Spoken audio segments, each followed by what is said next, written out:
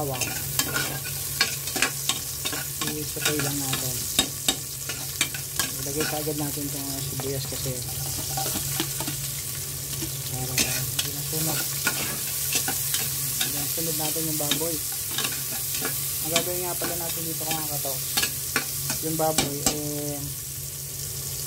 i-pressure natin konti para mas malambot mamaya. Okay, pag medyo golden brown na, pwede na ilagay yung baboy. Kapag ka naaamoy mo na yung aroma, pwede mo na siya ilagay. Lagyan natin yung baboy.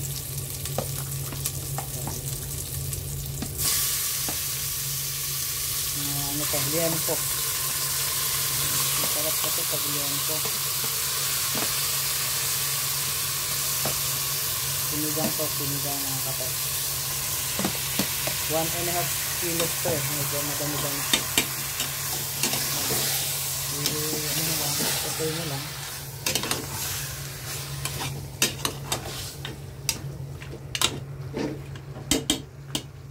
Lagyan natin konting tubig.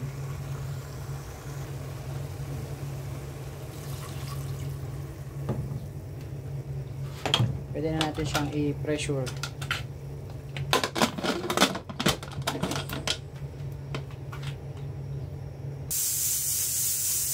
I-pressure na siya.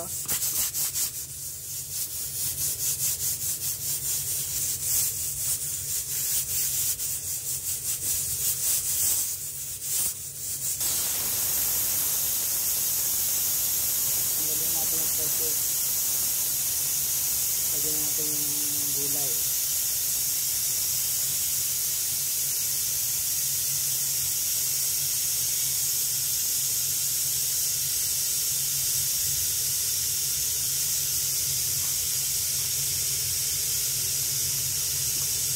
Unahin natin yung labanos, katapos okra, saka yung sitaw. Huli na yung gabi saka talong. Lagi silang maglusaw. Open natin kung medyo malambot na. Oh. Ayan.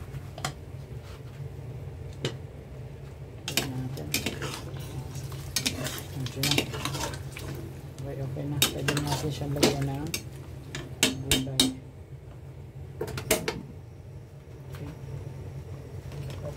Ulit natin yung kalan. Then yung ating labanos, medyo matigas yan eh. Yung gabi kasi nilalagay nila yan ng una kasi nga gusto nila mas malapot yung sabaw. Kaso hindi mo na natikman yung gabi, hindi mo na nabasahan kasi nga lusaw na siya. Then yung sitaw, ano mo na ito, okra. Pwede rin sabay yung okra kasama sa sitaw. Lambot na bang baboy? Medyo malambot na yun.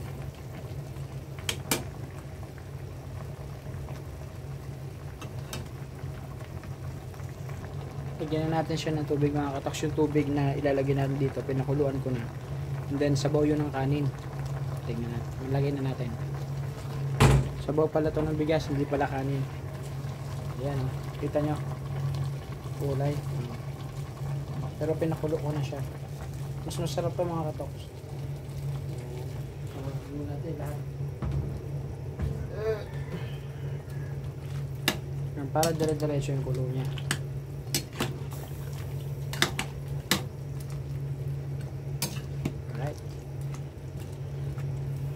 Lagyan na natin yung ito kasi ginagamit ko, pink salt.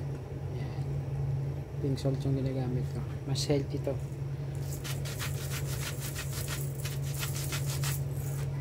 And then paminta.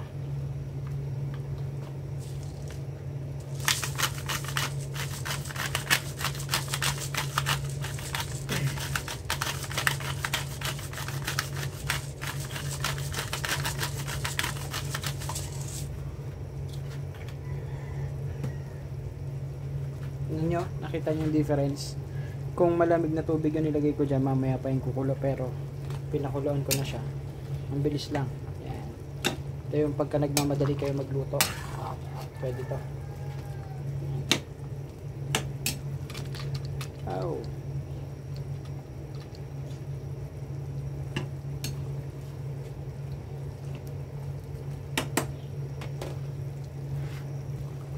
Lagyan na, pwede natin ilagay yung talong.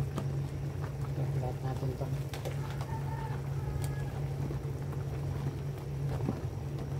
Medyo maliit yung ating pressure cooker. Diyan na kasi natin niluto sa pressure lahat eh. Medyo maliit siya. Pero okay rin naman.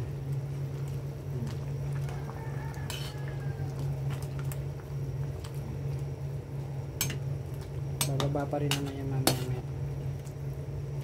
Then ilagay na natin yung ating pang sigang. So lahat na natin ito malaki. Tapos adjust na lang natin mamaya kung maasim o hindi. Pero ilahat na natin ito. Tignan natin kung ano maasim.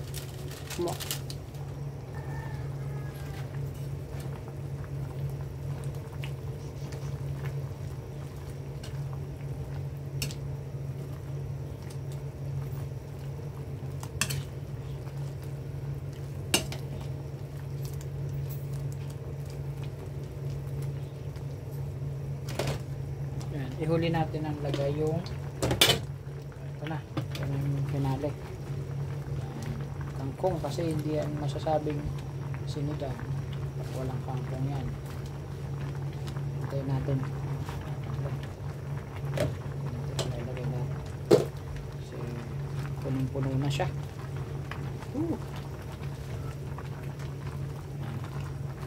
Hintayin natin yan, mabilis siya maluto eh.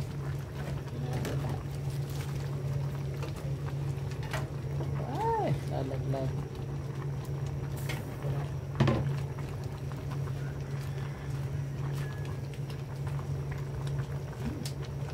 Dami na lalaglag.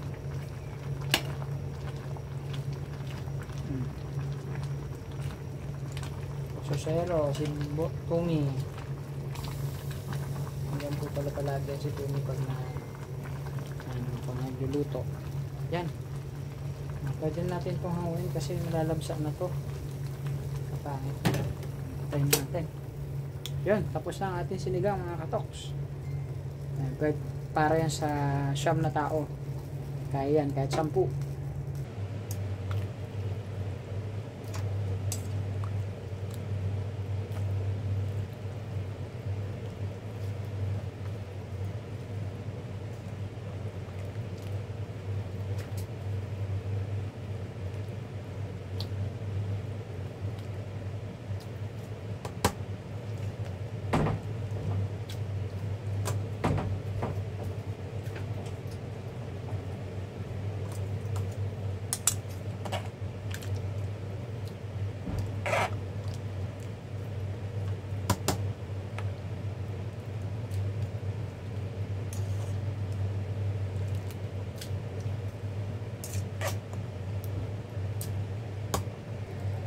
Tapos na.